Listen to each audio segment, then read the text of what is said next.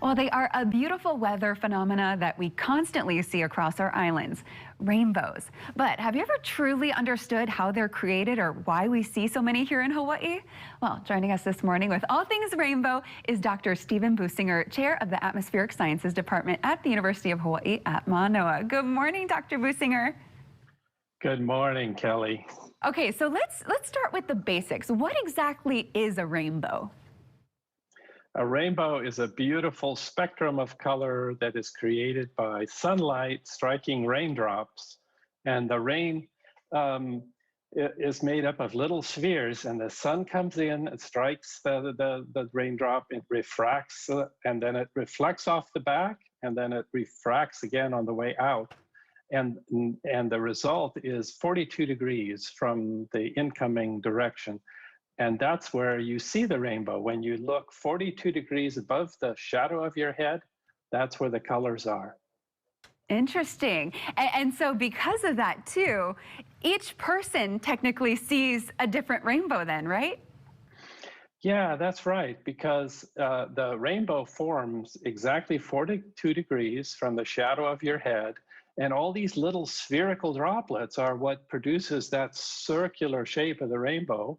And then the person standing right next to you is seeing a rainbow which is 42 degrees above the shadow of his head, and it comes from a different set of droplets. So really, it's a different rainbow. That's so neat. And let's talk about the different types of rainbows. We were just looking at some pictures. There's double rainbows, but there's so much more than that. Can you talk a little bit about different types of rainbows? Yeah, sure. The double rainbow is where you have two reflections off the back of the drop. And so it goes in, reflects once, reflects twice, and comes out. And there's refraction as well, again. And it comes out at 51 degrees above the shadow of your head. So it's above the top of the primary rainbow. And you leak a little bit of light out the back of the drop with each reflection. So it's not quite as bright as the primary bow, and you don't always see the secondary bow for that reason. And when you're looking at a double rainbow, which we're seeing pictures right now, it appears, to our eye at least, that there's a gap in between the rainbows. But can you tell us a little bit more about that? Because that's not necessarily the case. There is a gap, actually, and the colors are reversed in the secondary bow. It's red at the bottom and violet at the top, Yeah. Whereas the primary rainbow is violet at the bottom and red at the top.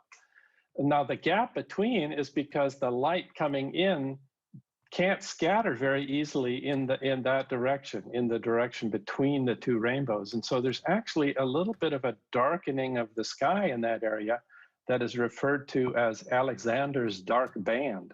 Oh, what exactly is that? Can you talk more about that band? Well, the Alexander's dark band is a place where you can't actually get much scattering from the raindrops. And as a result, there's less light there. And so it looks a little darker. Okay, very neat. Okay, so that's what that is called. But what about, I mean, because I know we only see a certain spectrum of colors. What would a rainbow look like to a different animal, like say a bird? Oh, I love that question because I love birds. Birds have different eyes than we do. They have rods and cones, and then they have different kinds of cones, whereas we just have rods and cones. The cones give us the colors, and the rods give the detail. In a bird, they've got another set, and that set sees ultraviolet light, and it's also been shown recently that it allows the birds to be able to see magnetic fields, which help them to navigate and migrate. Now, back to your question about rainbows, it's hard to imagine what it would look like for a rainbow to have another set of colors over the top that the bird can see that come from the infrared and ultraviolet sides of the rainbow. Right, so neat. I always think about that, what it would be like if the human eye could see radio waves. I feel like the world would just be so colorful and so cool. But getting back into here in the islands though, why do we have so many rainbows here in Hawaii? The reason we have so many rainbows in Hawaii, and that's a great question, and it's the Rainbow State after all, is that in the part of the world where we live in the trade wind zone, there's lots of small isolated showers in clean, clear air.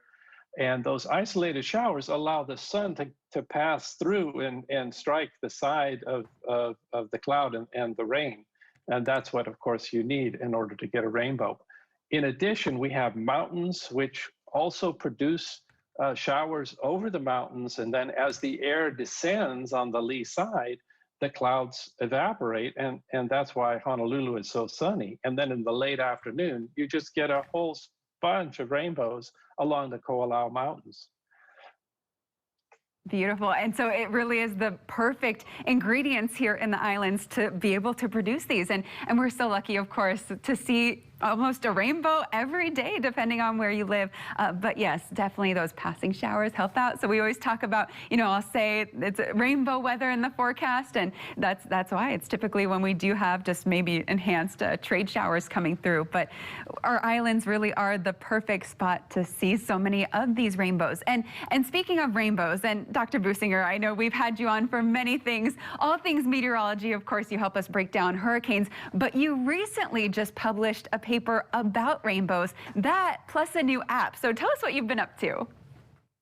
Yeah, well, it's sort of interesting. A friend of mine, Paul Sin, who is crazy about rainbows, and he's from South Korea, where if they see a rainbow there, it makes the news. They put it on television. It's a rare event.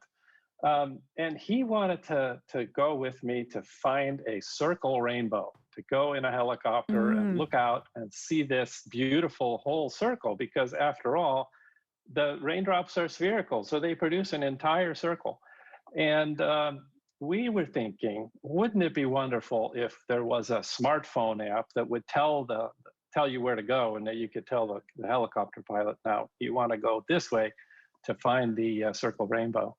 And that's what launched this idea. And we've been pursuing it ever since with a local company called Ikezo, who does smartphone apps. And it turns out that the app is available now in the App Store and in the Google Store. If you have an Android phone or an iPhone, you can download it. It's called Rainbow Chase. And what it does is it knows the angle of the sun. The app is real smart. And it gets the rain from the radar, and it plots little rainbow icons or marks on the screen of the phone, along with your location. And then you can see if there's a possibility for rainbow nearby. That is so cool. And this app is perfect for, of course, weather enthusiasts, folks who want to go find a rainbow, but also I can imagine photographers using this, right, that want to get that perfect rainbow shot in the background. So make sure you check it out. Again, it's Rainbow Chase, and it is completely free, and it's a great example of what you can expect to see here on Oahu. So make sure you check that out. Do you think you guys might expand to include other locations as well? Oh, that's a good question, because a lot of people will download it in places like Washington, D.C., and then, hey, it's not working. I see Honolulu. I don't see Washington, D.C. So currently it works on Oahu, and it should be available on Maui very soon. And we're going to expand to the mainland and to all the islands in time. We hope to ramp that up. And you can see, radar and weather satellite photographs, and you can actually, download your rainbow photo to the app so you can create your own little library. And then let us know if you have a great one. We'll paste it on the homepage in the app. Perfect. So again, this is something that is free. It's a really great resource to have, especially if you're like me and you geek out about anything weather or rainbows. Super cool. But thank you so much, Dr. Businger, for joining us this morning and telling us all about it. It's my pleasure. Thank you so much for having me on. Of course. And again, he also just published a paper as well on rainbows, and it's really great read as well. And this is for anyone. So we'll have a link to that on our website as well at kh12.com. But thanks so much again, and hopefully we'll talk to you again soon. Okay. Bye, Kelly. Bye.